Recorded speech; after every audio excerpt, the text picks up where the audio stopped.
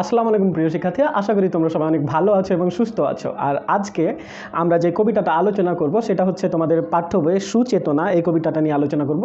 এই কবিতাটা আলোচনা করার আগে তোমাদেরকে একটু কথা বলতে চাই। আমার অনেক স্টুডেন্ট আছে যারা এই কবিতাটা পড়তে যেয়ে অনেক প্রবলেমের সম্মুখীন হয়, অনেক অবজেকশন, যে ভাই এটা কী বোঝাচ্ছে এই কবিতাটা, অ্যাকচুয়ালি কিছু বুঝছি না বা এরকম।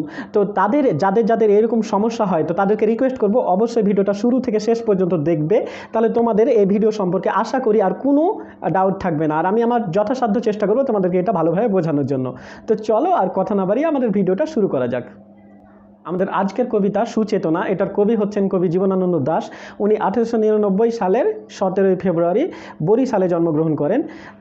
উনার যেই পিতা ছিলেন উনি সত্যানন্দ দাশ। সত্যানন্দ দাশ হচ্ছে তখনকার ওই বরিশাল ব্রজমোহন স্কুলের প্রধান শিক্ষক ছিলেন। আর উনার মা কুসুম কুমারী দাস, উনি ছিলেন তখনকার সময় মানে তৎকালীন সময়ের একজন বিখ্যাত একজন কবি ছিলেন। তার নাম হয়তো আমরা এক বাক্যে এখন চিনে ফেলবো। আমরা যেটা একটা কবিতা বলি আমাদের শৈশবের, যে আমাদের দেশে হবে সেই ছেলে কবে, কথাই না বড় হয়ে কাজে বড় হবে। তো এই অত্যন্ত জনপ্রিয় আর এই অত্যন্ত আমাদের প্রিয় একটা কবিতা, আমরা যেটা ছোটোকালে সবাই পড়েছি। এই কবিতাটাও কিন্তু কবি জীবনানন্দ দাশের মায়ের লেখা। তো আশা করি তোমরা এই কবিতাটা পড়েছো।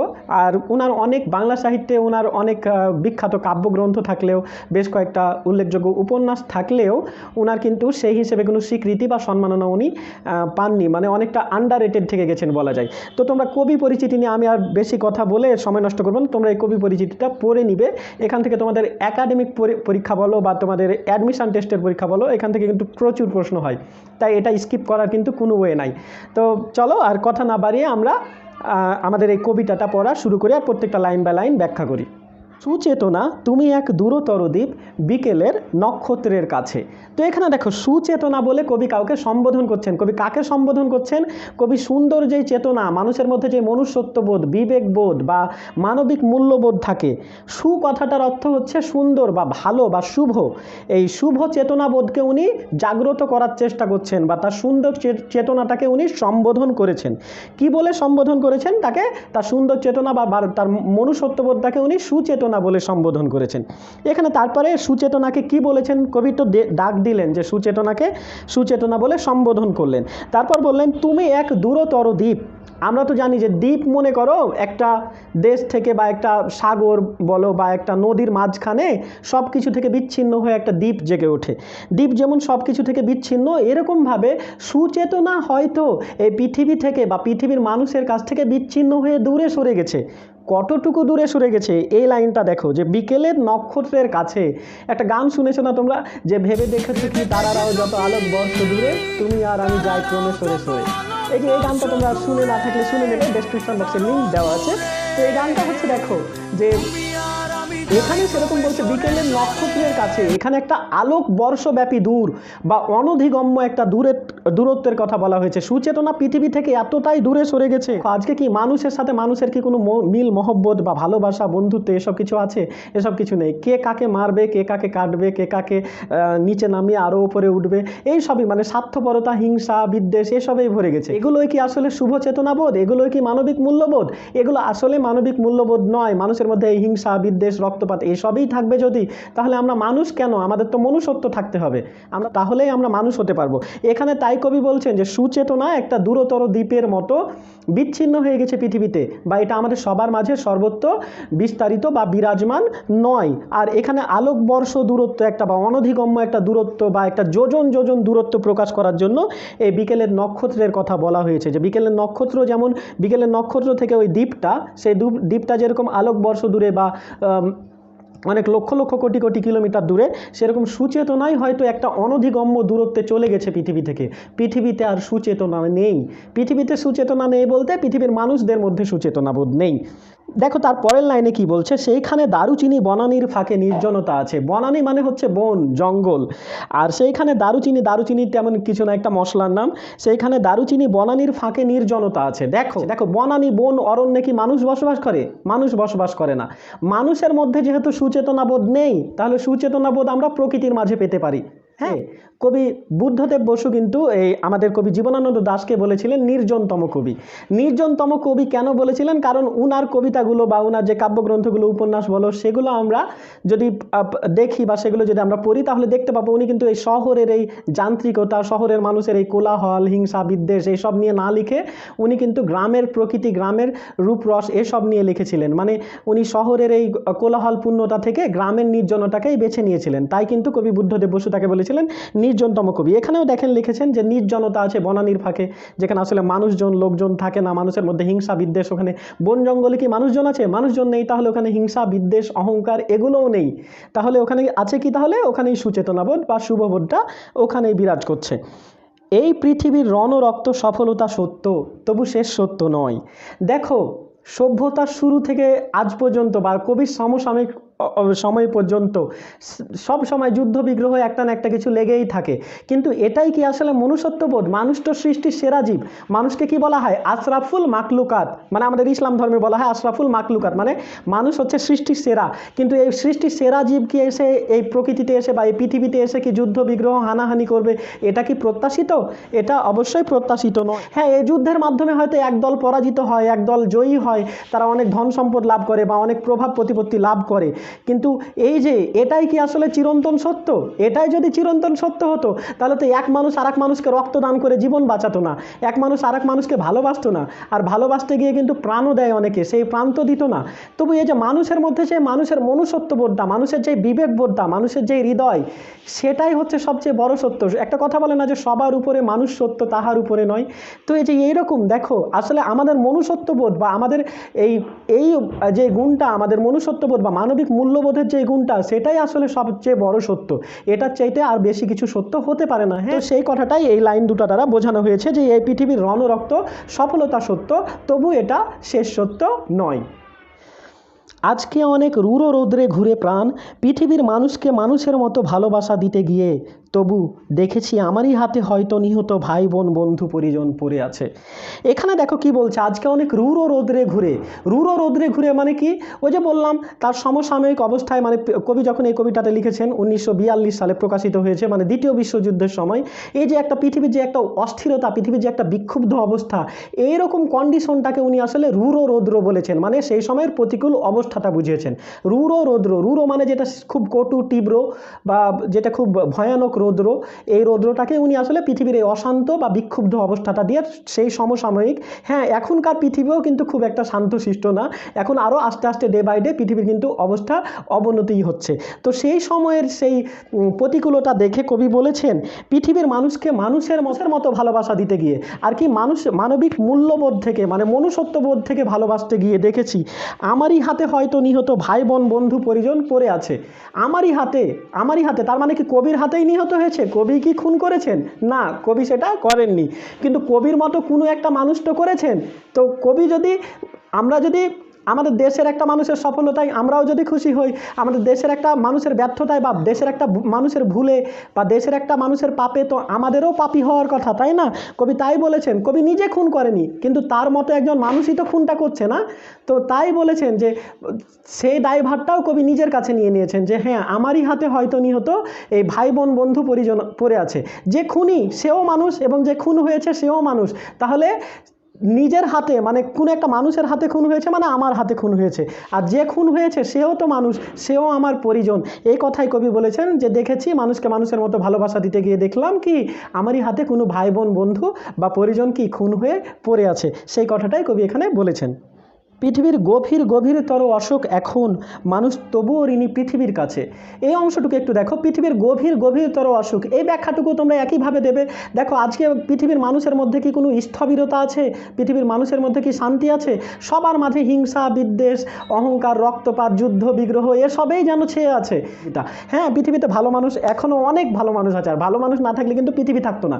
তবুও দেখো, এত খারাপ কিছু হয়ে যাবে পৃথিবীর মানুষ শ্রেষ্ঠ, মানে সৃষ্টি হিসেবে, এটা কি পৃথিবীর কাছে কল্পনা করা যায়? পৃথিবীর আসলে মানুষের মনুষ্যত্ববোধটা বা বিবেকবোধটা হারিয়ে গেছে। মানুষ এখন অসুস্থর মতো একটা প্রতিযোগিতায় লিপ্ত হয়েছে, কিভাবে আরেকজনের ক্ষতি করে নিজের স্বার্থ হাসিল করা যায়, ধনী কী করে আরও ধনী হতে পারে, দিনমজুর বা যারা খেটে খাওয়া মানুষ আছে ওদের অবস্থা আরও কীভাবে দিন বাই দিন ক্ষতি করে দিয়ে আরও নিজেরা কীভাবে স্বার্থ হাসিল করতে পারে, এই সবই চলছে। বা মানুষের মধ্যে যে মনুষ্যত্ববোধ বা একটা ভ্রাতৃত্ববোধ বজায় থাকবে সেটা আর নেই। পৃথিবীর মানুষ অসুস্থ, পৃথিবীর মানুষের চিন্তা চেতনা এগুলো অসুস্থ হয়ে গেছে, পৃথিবীর মানুষের মধ্যে প্রেম ভালোবাসা আর সেভাবে নেই। তাই কবি বলেছেন যে পৃথিবীর গভীরতর অসুখ এখন। পৃথিবী কাদেরকে নিয়ে?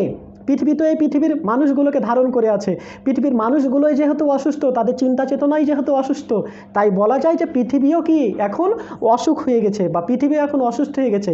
মানুষ তবুও ঋণী পৃথিবীর কাছে। এই যে মানুষ পৃথিবীর শ্রেষ্ঠ সৃষ্টি হয়েও এত যে অন্যায় অবিচার পাপাচারে লিপ্ত হচ্ছে, এত কিছু করছে, তবুও কি পৃথিবী কি আমাদের একটু আলো, একটু বাতাস বা একটু আমাদের যে পৃথিবী আগলে রেখেছে মায়ের মতো করে, পৃথিবী কি কখনো বলেছে যে না আমি আর আলো বাতাস দেবো না, আমি তোমাদেরকে ছায়া দেবো না, তোমাদেরকে আশ্রয় দেবে না? পৃথিবী তবু তো আমাদের লালন করছে, পালন করছে। তাই কবি বলেছেন মানুষ তবুও ঋণী পৃথিবীর কাছে। সুচেতনা এই পথে আলো জেলে, এই পথেই পৃথিবীর ক্রমমুক্তি হবে, সে অনেক শতাব্দীর মনীষীর কাজ। তো দেখো এখানে সুচেতনাকে কিন্তু আরেকবার সম্বোধন করলো প্রথম লাইনের পর। সুচেতনা এই পথে আলো জেলে, এই পথে আলো জেলে মানে কোন পথে? এই পথে, সুচেতনার পথে, মানে মানবিক মূল্যবোধের, মনুষ্যত্ববোধ, বিবেকবোধ বা শুভ চিন্তাবোধের পথে আলো জেলে। আলো জেলে মানে কি? ওই পথে যদি আমরা চলি, আমরা যদি শুভ চিন্তাবোধ বিকশিত করি, তাহলেই পৃথিবীর ক্রমমুক্তি হবে। ক্রমমুক্তি মানে কি? পৃথিবীর এখন যে অবস্থা, পৃথিবী এতটাই অসুস্থ হয়ে পড়েছে, হঠাৎ করে পৃথিবী বললাম আর জাদুর মতো যে পৃথিবী সুস্থ হয়ে গেল তা না, পৃথিবীর ক্রমে মুক্তি হবে। হ্যাঁ, এই পথে আমরা আস্তে আস্তে চলতে শুরু করব। আমাদের মধ্যে হিংসা বিদ্বেষ অহংকার যুদ্ধ বিগ্রহ হানাহানি রক্তপাত এসব আমরা যখন কমিয়ে দিতে পারবো, মানুষকে মানুষের মতো ভালোবাসতে পারবো, তাহলে এই পথেই শুভ চেতনার পথেই পৃথিবীর ক্রমমুক্তি হবে। ক্রমমুক্তি মানে বললাম ধীরে ধীরে পৃথিবী একটা সংকটটা উত্তরণ করবে। এই যে সংকট কাটিয়ে ওঠার একটা ইঙ্গিত রয়েছে এই লাইনে। সে অনেক শতাব্দীর মনীষীর কাজ। জগতে অনেক মনীষী এসেছেন, তারা তাদের মেধা শ্রম তাদের ত্যাগ তিতিক্ষা দিয়ে আমাদের পৃথিবীকে অনেক কিছু দিয়ে গেছেন। আরও অনেক অনাগত মনীষী আছেন যারাও কি করবেন, তাদের ত্যাগ তিতিক্ষা শ্রম ভালোবাসা স্নেহ মমতা এগুলো দিয়ে কিন্তু পৃথিবীকে অনেক কিছু উপহার দেবেন, পৃথিবীর মানুষের মধ্যে মনুষ্যত্ববোধ জাগ্রত করবেন এবং তাদের ফলেই এই পৃথিবীটা ধীরে ধীরে ক্রমে মুক্তি হবে। সে বা পৃথিবীর মানুষগুলো ভালো চেতনাবোধ সম্পন্ন হবে বা ভালো কিছু চিন্তা করতে শিখবে। এই কথাটা এখানে বলা হয়েছে। আমরা পরের অংশগুলো পড়ি। এ বাতাস কি পরম সূর্যকরোজ্জ্বল, প্রায় ততদূর ভালো মানব সমাজ। তো এখানে বলছে এ বাতাস কি পরম সূর্যকরোজ্জ্বল। দেখো সূর্যকরোজ্জ্বল মানে হচ্ছে সূর্যের আলোর মতো উজ্জ্বল। দেখো সূর্যের আলোর উজ্জ্বলতা যেমন পৃথিবীর সারা পৃথিবীকে আলোকিত করে দেয়, সেরকম আমাদের এই বাতাসটা বলতে আমাদের এই পরিবেশটা বোঝাচ্ছে। যে আমাদের কবি এখানে প্রত্যাশা করছেন এই সংকট থেকে উত্তরায়ণ ঘটবে এক সময়, সে প্রত্যাশা করছেন এই সংকটটা সবসময় থাকবেন না। তো এই বলছে যে এই বাতাস কি পরম সূর্যকরোজ্জ্বল, এই বাতাসটাও এক সময় পরম সূর্যকরোজ্জ্বল হয়ে উঠবে। যে সেই সময় কি মানুষের মধ্যে মানুষের আর এই দ্বন্দ্ব সংঘাত হানাহানি হিংসা প্রভাব প্রতিপত্তি এসব কাজ করবে না, সবাই পরস্পরের ভাই ভাই হিসেবে মিশবে। সেই কথাই বলছে এ বাতাস কি পরম সূর্যকরোজ্জ্বল, প্রায় ততদূর ভালো মানব সমাজ। এবং সূর্যকরোজ্জ্বল, সূর্যের আলো যেমন খুব উজ্জ্বল করে দেয়, ততদূর ভালো মানব সমাজ, এবং মানব সমাজটাও এখানে ততদূর ভালো হয়ে উঠবে বা ততটুকু সুশীল বা ততটুকু শুভ চেতনাবোধ সম্পন্ন হয়ে উঠবে। যুদ্ধ বিগ্রহ হানাহানি এইসব চিরস্থায়ী হবে না। এখানে এই সংকটটা উত্তরায়ণের একটা মানে কবি স্বপ্ন মনের মধ্যে বা তার চেতনার মধ্যে লালন করছেন। আমাদের মতো ক্লান্তিহীন নাবিকের হাতে গড়ে দেব আজ নয় ঢের দূর অন্তিম প্রভাতে। ক্লান্ত থেকে আবার বলছে ক্লান্তিহীন, মানে এখানে নেতিবাচকতা থেকে ইতিবাচকতায় উত্তরণ। আমাদের মতো ক্লান্তিহীন নাবিকের হাতে, নাবিক যেমন কি করে একটা জাহাজ বলো বা একটা নৌকাকে উনি যেমন সঠিক পথে পরিচালনা করে সুস্থ সুন্দরভাবে নিয়ে যাওয়ার চেষ্টা করেন, সেমভাবে কবিও এখানে সেই নাবিকের মতো বা কবির মতো আরও যেই সুশীল মানুষেরা আছেন বা শুভ চিন্তা সম্পন্ন যে মানুষরা আছে যাদের মনুষ্যত্ববোধ আছে, তারাই কি করবেন এক সময় এই ক্লান্ত পৃথিবীটাকে এই অসুস্থ পৃথিবীটাকে কি তারা সুন্দর একটা পৃথিবীতে রূপান্তর করবেন। আর এই স্বপ্নটা কবি দেখেন। কবি এখানে তাদের পাপাচার তাদের এই অনাচার পৃথিবীর এই অস্থিরতা পৃথিবীর এই বিক্ষুব্ধতা এসব দেখে তো কবি ক্লান্ত হয়ে গেছেন, এসব দেখতে দেখতে আর সইছে না আর কি, এসব আর কত চলবে। কিন্তু তবুও কবি ক্লান্তিহীন। কবি কিসে ক্লান্তিহীন? কবি যে একটা সুন্দর সমাজের, একটা সুন্দর পৃথিবীর, একটা ভালোবাসাপূর্ণ প্রেমময় একটা পৃথিবীর যেই কল্পনা করেন, সেই কল্পনা করতে যেয়ে কবি ক্লান্তিহীন। কবি সেই স্বপ্নটা দেখতে চান। কবি এই আমাদের এই সুষ্ঠু সুন্দর পৃথিবীটা দেখতে চান। এই স্বপ্ন কখনোই তার থেকে দূরে সরে যাবে না। কারণ আমরা তো কি, আমাদের মধ্যে যদি স্বপ্নই না থাকে তাহলে আমরা কেউ কখনো বাঁচতে পারবো না। আমরা সুন্দর সুন্দর স্বপ্ন দেখি, এই স্বপ্নগুলোই কি আমাদেরকে বাঁচিয়ে রাখে। কবিরও এখানে সেরকম স্বপ্ন যে এই পৃথিবীটা, এই বিক্ষুব্ধ এই অশান্ত পৃথিবী একসময় সুস্থ স্থবির হয়ে উঠবে, মানুষের বসবাসযোগ্য হয়ে উঠবে, মানুষের মধ্যে প্রেম, ভালোবাসা, স্নেহ, মায়া, মমতায় ভরে উঠবে। মাটি পৃথিবীর টানে মানব জন্মের ঘরে কখন এসেছি, নাও এলেই ভালো হতো অনুভব করে। তো আমরা তো পৃথিবীর শ্রেষ্ঠ জীব হয়ে, মাটি বা এই পৃথিবীর টানে আমরা পৃথিবীর শ্রেষ্ঠ জীব হয়ে এসেছি, কিন্তু তবু দেখো একটা আক্ষেপ, কবির এখানে আক্ষেপ প্রকাশ পেয়েছে যে না এলেই ভালো হতো অনুভব করে। অনেক প্রিয় মানুষ থাকে আমাদের মনে, অনেক প্রিয় ব্যক্তি থাকে আমাদের, কিন্তু অনেক সময় দেখা যায় যে প্রিয় ব্যক্তিটা একসময় চক্ষুশূল হয়ে ওঠে, যে দেখে কেউ কাউকে, কারোর সাথে কারো এক মুহূর্ত কথা না হলে দেখা যায় যে থাকতে পারে না, কিন্তু পরক্ষণেই মনে হয় যে না, ওই মানুষটার সাথে আমার দেখা না হলেই ভালো হতো, মানে সম্পর্কটা এতটাই খারাপ হয়ে যায় এক সময়। সেমভাবে আমরা তো সৃষ্টির সেরা জীব হয়ে এসেছি, কিন্তু আমাদের যে কার্যকলাপ সেগুলো তো আসলে মানুষের মতো নয়। তাই বলছে যে আমরা মানুষ মাটি পৃথিবীর টানে পৃথিবীর শ্রেষ্ঠ হয়ে আসলাম, কিন্তু এই যে কার্যকলাপ দেখে, এই যে পৃথিবীর অস্থিরতা বা পৃথিবীর যে বিক্ষুব্ধতা, এগুলো দেখে মনে হচ্ছে যে আমরা আসলে পৃথিবীতে না এলেই ভালো হতো। কেন এলাম আসলে? এটা আসলে না করাই উচিত ছিল। ওই যে আমি বললাম যে প্রিয় মানুষটার সাথে এক সময় তো কি, তাকে ছাড়া থাকাই যায় না। আবার কোনো কোনো সময় সম্পর্কটা এতটাই তিক্ত হয়ে যায়, খারাপ হয়ে যায়, যে তখন আমরা ভাবি আসলে সেই মানুষটার সাথে কথা না বলাই উচিত ছিল। কেন যে পরিচিত হলাম, বা কেনই যে তার সাথে দেখা হলো, কেনই যে কথা বলতে গেলাম, তাই না? তো সেমভাবে এখানেও পৃথিবীর এই অশান্ততা বা বিক্ষুব্ধতা দেখে কবির আসলে এই চেতনাটা হচ্ছে যে আমরাও হয়তো পৃথিবীতে না আসলেই ভালো হতো। পরের লাইনটা দেখো, এসে যে গভীরতর লাভ হলো সেসব বুঝেছি শিশির শরীর ছুঁয়ে সমুজ্জ্বল ভরে। কবি তো প্রথম লাইনে বললো যে কেন এলাম, আসলে পৃথিবীতে আসাটা আমাদের কোনো না, মানে আমাদের যা হওয়ার ছিল তা তো হলো না, তাহলে কেন পৃথিবীতে আসলাম? আসলে আমাদের এটা পৃথিবীটাকে আসা উনি আকাঙ্ক্ষিত মনে করছেন না, আমি কেন পৃথিবীতে আসলাম। কিন্তু তারপরে উনি বলছে দেখো, যে এসে যে গভীরতর লাভ হলো সেসব বুঝেছি শিশির শরীর ছুঁয়ে সমুজ্জ্বল ভরে। তো এখানে দেখো, কিন্তু উনি সকালে যখন শিশিরের, ওই সকালে যে ঘাসের শিশির জমে থাকে দেখছো, তো সেটার যে সৌন্দর্যটা, সেই সৌন্দর্যটা দেখে কবি এতটাই আপ্লুত বা আবেগায়িত হয়ে গেছেন যে আসলে পৃথিবীতে খারাপ আছে, হ্যাঁ খারাপ তো অনেক কিছুই আছে। তাহলে বললাম না একটু আগে যে ভালো কিছু না থাকলে বা ভালো না থাকলে আসলে পৃথিবী টিকে থাকতো না। ভালো মানুষও অনেক আছে পৃথিবীতে, এবং তার জন্যই কিন্তু পৃথিবীটা টিকে আছে। এখানে কিন্তু শিশির শরীর, এটা কিন্তু ভালো মানুষের প্রতিনিধিত্ব করছে। দেখো যে শিশিরের শরীর ছুঁয়ে উনি এই রূপটা বা এই প্রকৃতির রূপটা দেখে ওনার কিন্তু সব কষ্ট, মনের দুঃখ কষ্ট সব কিছু দূর হয়ে গেছে। কারণ পৃথিবীতে না আসলে কিন্তু এই সুন্দর চেতনাবোধগুলো বা এই সুন্দর সৃষ্টিগুলো দেখা হতো না। তোমার এই লাইনটা থেকে আমার একটা মানে কবিতার লাইন মনে পড়লো, যে দেখা হয় নাই চক্ষু মিলিয়া ঘর হতে দুই পা ফেলিয়া একটা ধানের শীষের ওপর একটা শিশির বিন্দু।